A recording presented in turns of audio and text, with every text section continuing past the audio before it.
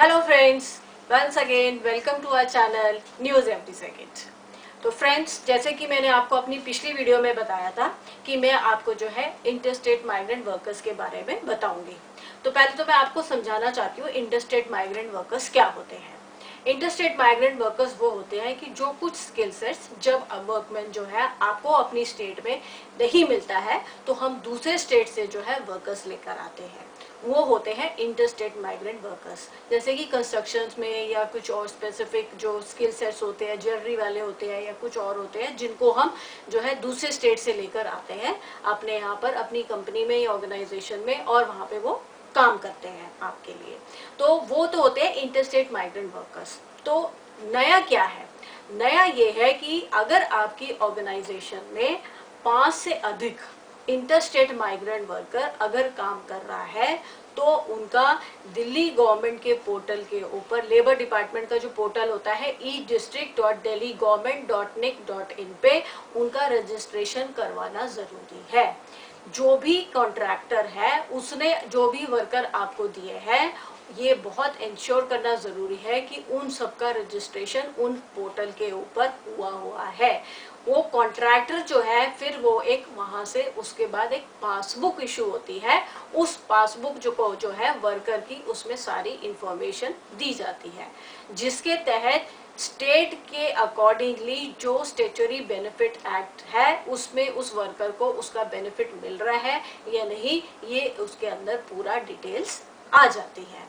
तो ये जो हमारे प्रिंसिपल एम्प्लॉयर्स या कॉन्ट्रैक्टर्स, उनको ये इंश्योर करना बहुत ज़रूरी है कि पिछले 1 साल में कोई भी वर्कर, चाहे उसने 1 महीना या कुछ दिन भी काम क्यों ना किया हो, अगर उसका जो है रजिस्ट्रेशन उस पोर्टल पे होना ज़रूरी है, ताकि जो है उसकी इंफॉर्मेशन वहाँ पर पूरी होनी रिफ्लेक्ट करे। नहीं तो अगर कभी ऑडिट होगा तो जो भी हमारा प्रिंसिपल एम्प्लॉयर है या कॉन्ट्रैक्टर है उसके अगेंस्ट वो लीगल प्रोसीडिंग्स की जा सकती है।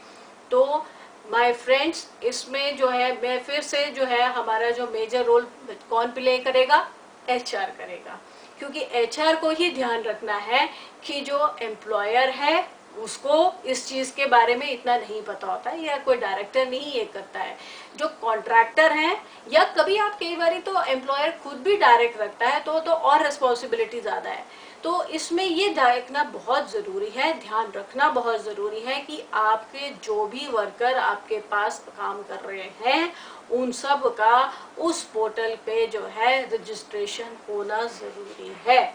चाहे वो, मैंने आपको फिर रिपीट कर रही हूँ, चाहे वो कितने ही दिनों के लिए उसने काम क्यों ना किया हो, तब भी उसका जो है नाम उस पोर्टल पे आना चाहिए, जिससे कि उसके जो स्टैट्यूटरी बेनिफिट एक्ट है उसके तहत उसको उसका बेनिफिट उसे मिल रहा है या नहीं ये पता लग सके। ऐसा ना करने पर अगर जो है अगर कोई प्रॉब्लम आती है जो ऑडिट के अंदर, तो कंपनी के अगेंस्ट कंसर्न्ड एक्ट में बहुत जो है आपके अगेंस्ट लीगल प्रोसीडिंग्स हो सकती है। So friends, to avoid all these things, as we all are aware, the things that are going, please take care of all these things seriously and get all your workmen registered today on the portal जो मैंने आपको बताया है e-district.delhigovernment.nic.in के ऊपर जाकर इसको register करवा दीजिए। ये जो है ये अभी ये सर्कुलर दिल्ली गवर्नमेंट में जारी किया है, और उसमें उन्होंने बताया कि पिछले 1 साल में जो कर काम कर चुका है या करके भी जा चुका है, तभी उसका भी रजिस्ट्रेशन करवाना ज़रूरी है। So please take care of all these things and get your things registered on that portal. So thank you friends for liking my video, for watching my channel, and please press the bell icon so that जितनी भी information मैं आपको दे रही हूँ वो सब जो है नोट जो सर्कुलर आ रहे हैं या कुछ भी आता है, मेरी यही कोशिश होती है कि मैं आप तक जल्द से जल्द पहुँचाऊँ। तो दोस्तों जितनी भी चीज़ें मैं आपको बता रही हूँ, प्लीज़ आप उन वीडियोस को फिर से देखिए ध्यान से, और जो भी कंसर्न है उसको जो है फॉलो करें. So thank you friends again, once again, for liking my videos and subscribing my channel. Thank you.